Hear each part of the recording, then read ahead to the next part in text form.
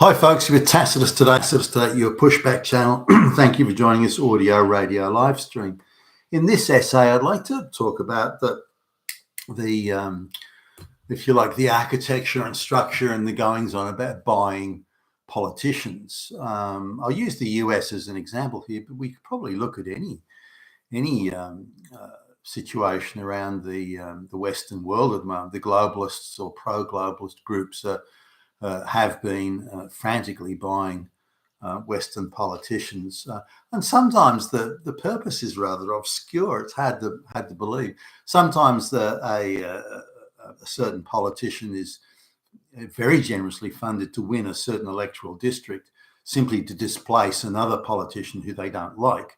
They don't particularly have any interest in the politician they're getting voted in, as long as they get rid of the one they don't like. So sometimes it's tactical and strategic. Other times they're buying someone who'll be their little go fetch and carry flunky boy. And at any time when you're inserting someone into the mix who is there simply to do your bidding and nothing else, then you have to employ a sort of a low IQ. You have to over promote somebody. You have to get the classic floor sweeper or the burger flipper and say, "I'm going to make you a star," and you have to go down that, because if you use or the burger flipper and say, "I'm going to make you a star," and you have to go down that, because if you use or get someone who's very, very capable, very clean skin sort of dude, very capable, high IQ, much harder to control, much less likely they'll do exactly what you tell them to do when you tell them to do it. And because they're capable in their own right, they will have achieved things in their own right. So why should they be your little flunky boy? So you have to get a low IQ, little fucking moron who's going to do your bidding whenever you say. And when you say jump, they've got to jump. Or in the words of an American serviceman, I said that I knew once, he said, when the senior officer says shit, you say how much and what color, and so you need someone who's going to do, and someone who realizes that the minute you withdraw your support, then they're back on the street flipping burgers again, and they don't want to do that. They want the nice house, they want the nice vacations, the nice car, the nice clothes. They want all that lifestyle. And the only way they're going to get that is if they do what the fuck you tell them to do. But I was having a look at some of the list of donations that go on now. There's this is just one election for one district in the United States, and a lobby group associated with a very pro-Israeli group. So it's a group fronting for a group that fronts for another group that's channeling the money through. And they wanted a guy elected. I think the purpose of it was to get rid of somebody who they didn't want. But this one electoral district for the US Congress, and they spent close on $7 million to get this guy elected. Now he's a low IQ black guy, and no achievements. He's got an affirmative action sociology degree from some fourth tier university. I mean, he's a nobody. I mean, if his IQ is even 100, I'd be surprised. If you listen to him talk, you'd swear his IQ was maybe 90. I mean, he doesn't sound very good. Whether that's a manufactured sort of moronic thing or what, I don't know. But here's somebody with no credentials, no achievements, nothing, and yet somehow a lobby group decides to spend $7 million in getting the guy elected. Now, interestingly, here again, it's just like a pro-Israeli group, but the guy that he's standing against is actually Jewish, but for some reason he's fallen foul of the Jewish lobby groups. The Jewish political representative, that is, has fallen foul of the Jewish lobby groups. So they want him to go, and they're putting this low IQ nobody black guy into the electoral district. Now you say, well, gee, $7 million is a lot of money. The reason that it's more than you would anticipate is that it was a tough fight. The local Jewish guy was actually reasonably popular, and in order to win the battle, and to make sure they won, this lobby group had to throw a shitload of money at. So even a decently contested electoral contest would be $500,000, and they're spending $7 million, which just shows you what a tough race it was, but also just how committed folks they were on getting rid of this other guy they didn't want. Now you can have a. There's another one. This is a white lesbian, and they spent $3 million in getting her elected in a reasonably hotly contested elite. But why? Again, we've got the same format here. It's a low IQ, nobody, no achievements, nothing. A low IQ white lesbian, nobody's being put in. Then you've got another again, $3 million or so for this is a black lady this time. Again, super low IQ, no achievements, no qualification, nothing. Just an affirmative action sociology degree, and they spend $3 million in getting her elected. So when you look at the pattern of elections there and where the money goes and the low quality candidates, clearly they're buying candidates who will do their bidding. Now, when you look at all the lobby groups all around the world that are spending some pretty serious money on getting their candidates elected, to their preferred candidates elected to the US Congress, whether it be the House of Representatives or the Senate, or even regional assemblies like state-based, and getting their governors done. And sometimes they'll play the long game. They'll get someone elected into a state representative and into a state legislature. Then they'll get them into the governor's mansion. Then they'll get them into the Senate, and then they'll get them into a United Nations posting. So you can see the sort of real career sort of trajectory there, but all of it controlled by people behind the curtain. These aren't politicians that are coming out with real policies and real solutions and practical. Nothing like that. They're just spouting the talking points they've been given. Say this.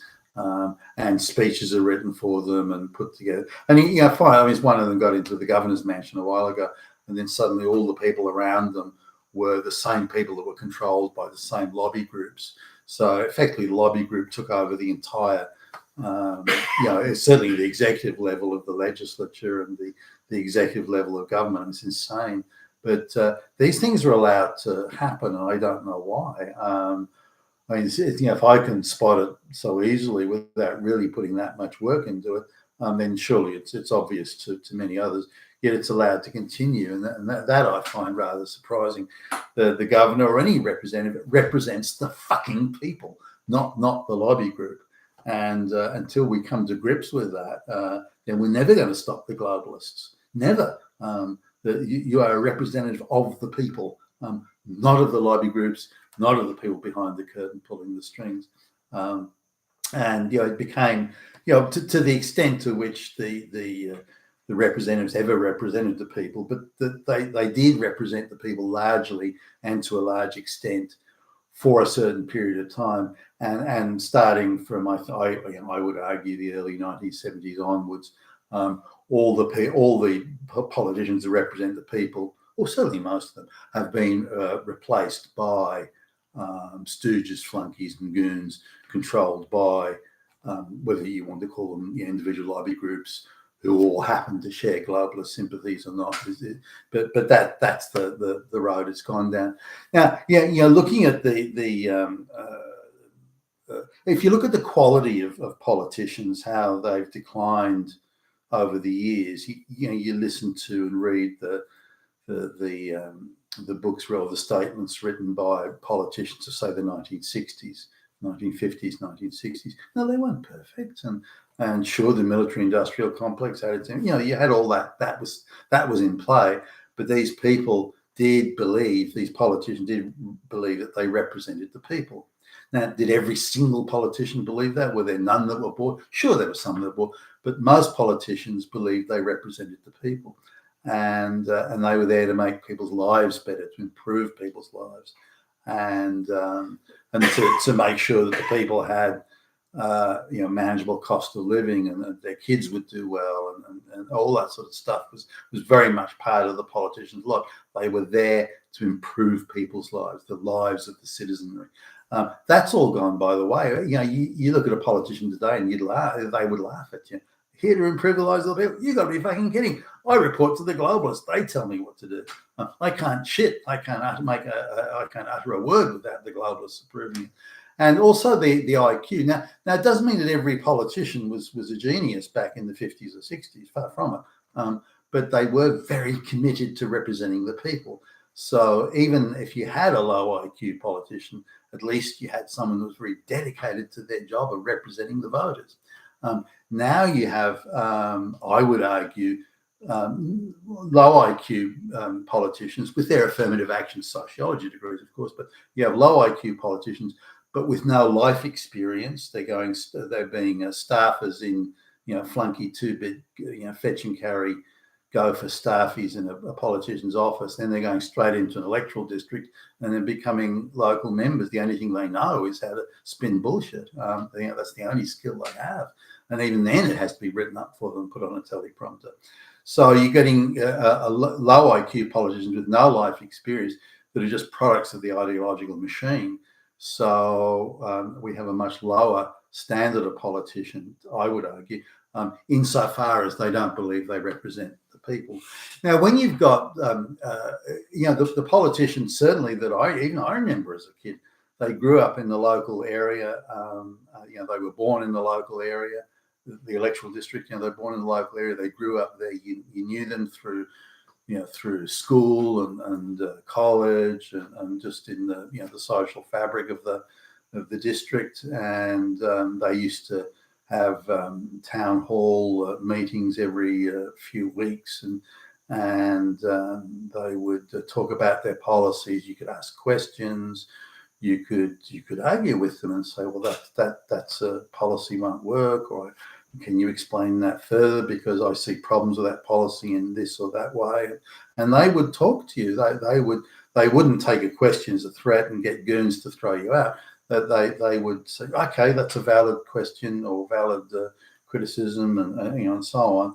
So that was very much that they were representatives of the people and from that area. That changed when party machinery took over. The head office, if you like, of the party machinery, and they would start parachuting in their own goons and their own flunkies into a particular district, because that's what they, if that was a safe district for voting for, left-wing candidates, they get their left-wing ideological fanatic from way over, the other side of the universe, and they just parachute them into that district because it would be a safe and easy seat for their favoured flunky to win and win easily. And then they would get their little ideological fanatic flunky elected to the federal or state parliament, whatever it might be. So that there was when the party machines took over, which is around the same time as the globalist machinery started to penetrate all the Western democracies. And I that's certainly no coincidence there, in my view. So that subverted this idea that the people in each electoral district represent, or the politicians in each electoral district represented the people, or from the people, of that area, and knew the people who were voting for them, and so on. That all changed. That architecture changed, and you'll find very few people were born in and grew up in the area that they're getting voted, where they're voted into political office. Most of them aren't known at all. Nobody knows them. They've come from the fuck wherever. So so this difference in the structure and the makeup, the architecture, if you will, of politicians getting elected is also important to recognise and realise. But these lobby groups, I just looked at one, which is the pro-Australia lobby group, but these lobby groups, there are many different types of them, are effectively buying politicians in the West, and whether it's Davos, WEF. So Klaus Schwab brazenly brags about how they've got their own goons and flunkies and stooges and so on, and they've penetrated not only Western political bodies, but they've also penetrated cabinets and executive level of government. And they're not. You look at like Trudeau and Chrystia Freeland in Canada, and the flunkies in Canada. I mean, we're not talking a bunch of high IQ people that give a fuck about their voters. So this just goes to illustrate the degree of subversion. And I think we really have to rethink our democracy here. Because once you get external forces controlling not only the candidates but the levels and positions and so on that they go into, and spending vast amounts of money doing that, you have an effective, if not an absolute, decoupling of representative democracy from the government. Representative democracy is where the people vote for their government, their decision makers. That's already been decoupled by the globalists, and the likes of Trudeau and Chrystia Freeland in Canada. They've got no loyalty to the people. Those damn fucking peasants. So Nazis, the people. So this is something that we need in a fundamental architectural sense to really address if we're to go back to representative democracy. You've been with Tacitus today, your Pushback channel, and thank you for listening.